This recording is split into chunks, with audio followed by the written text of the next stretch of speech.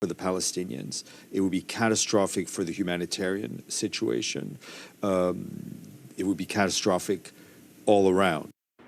As supplies are unloaded from its first trip, a second boat with supplies for Gaza is being loaded in Cyprus, with the charity hoping it'll set sail in the coming days. Are sending a negotiating team to talk about it in Qatar, so they haven't rejected it out of hand. The US last night said that there was some cautious space for optimism because in the short term that push for some kind of humanitarian ceasefire is intensive and it's continuing. Anna, for the moment, thank you very much. That's Anna Foster in Jerusalem for us this morning. Time, 6 minutes past 7.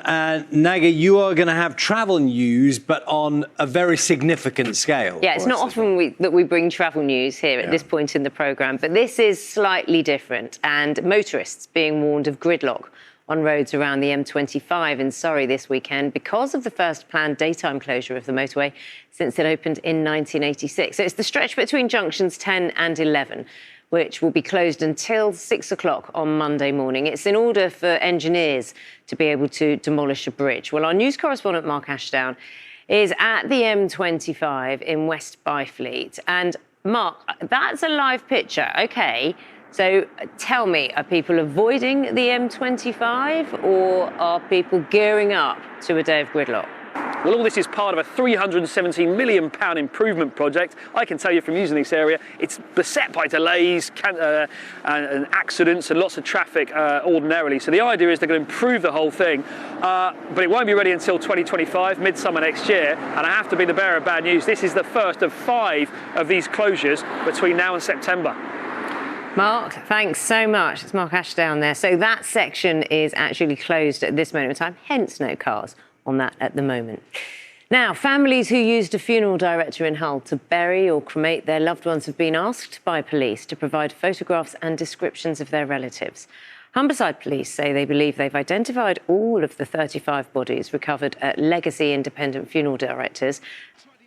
And that Charlie will be very happy about, I'm sure, that first trophy since the European Challenge Cup in 2015. It's been a very long wait, Chetan. Very, very loyal supporters. Stay with them.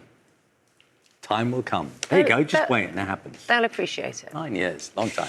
Thanks, Jen. It is just after 6:30. Now, each year, more than 1,500 young drivers are killed or seriously injured on UK roads, and one of those was 19-year-old Sammy Phillips. His older brother, Jamie, has been investigating why so many young men are dying in traffic accidents. You might remember he and his mother joined us on the sofa yesterday.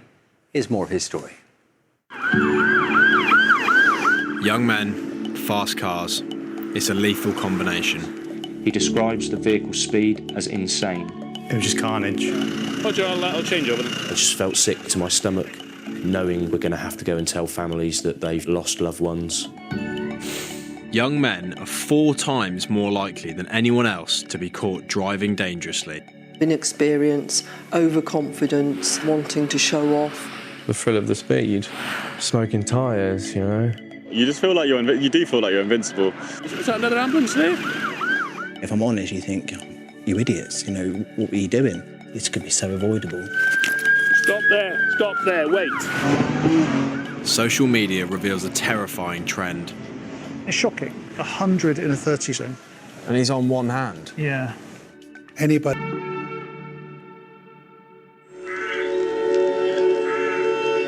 My name is Jamie. I've been coming here to this woodland burial ground for many years now. My grandma's buried here, my dad's buried here, and now my younger brother. Sammy was 19 when he was killed in a horrific high-speed car crash along with the driver. It's changed me, it's changed the way I drive, it's changed everything for me and my family. I guess I'm just struggling to understand. I want to know why so many young men are risking their lives and others on the road. This is my Lego interview in Lego City. As a small boy, he was very easygoing. He always had a fascination with cars. Yeah, I know he did. And trains, cars and trains. Yeah. Give your mum and imagine how utterly heartbroken she'd be. England has no published road safety strategy. Anything which puts other people's lives at risk is a crime. Temporary closure on 310. The car is a weapon if you get behind the wheel and you do not drive it responsibly. I remember he was quite a scaredy cat. I remember I used to try and make him scared. One of our big challenges with Sammy was his often inability to make the right choices at the right time. And actually, it felt like he was just coming out of that. He'd found this passion for tree surgery, he'd got his first proper job, and it really did feel like he was at the beginning of wonderful things. But that teenage brain could still catch him out.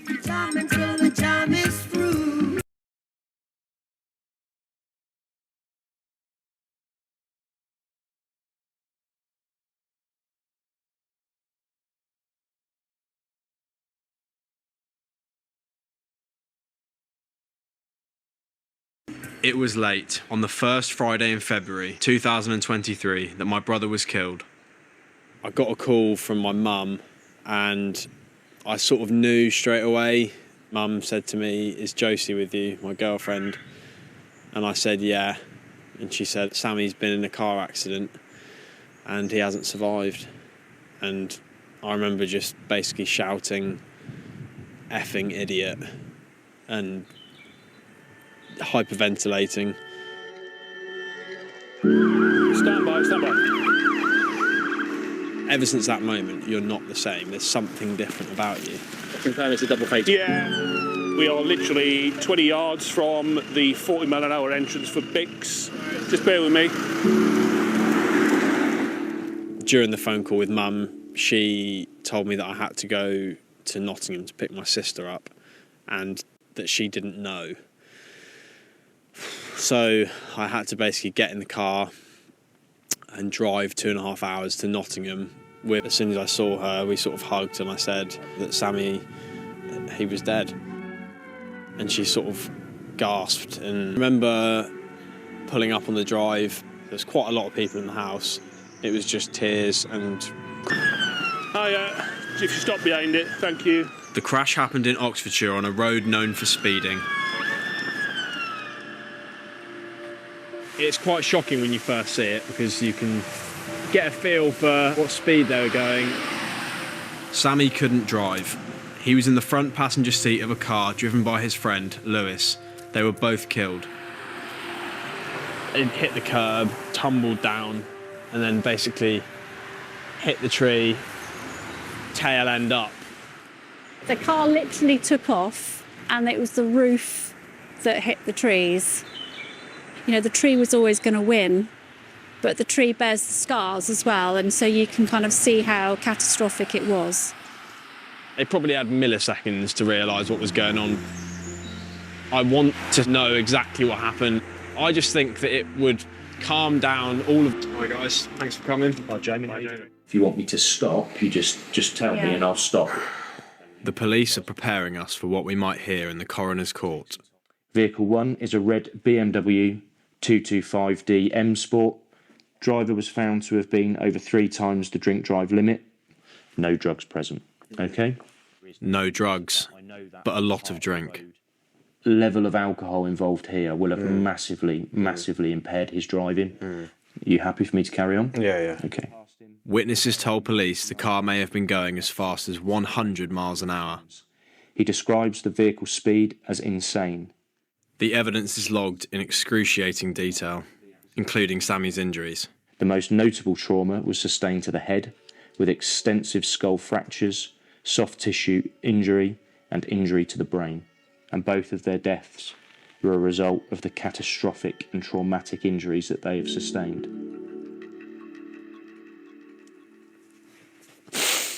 He won't have suffered.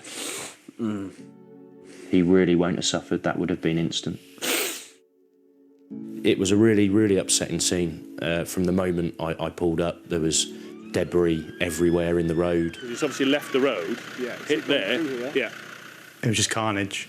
I couldn't even tell you what the make and model of the car was. This collision will stay with me for forever. It's probably one of the worst ones I've been to and I've seen. These types of collisions are happening too often, and I always have the same sick feeling in my stomach knowing that we're going to have to go and tell families that they've just lost loved ones, and effectively we're just going to turn their life upside down.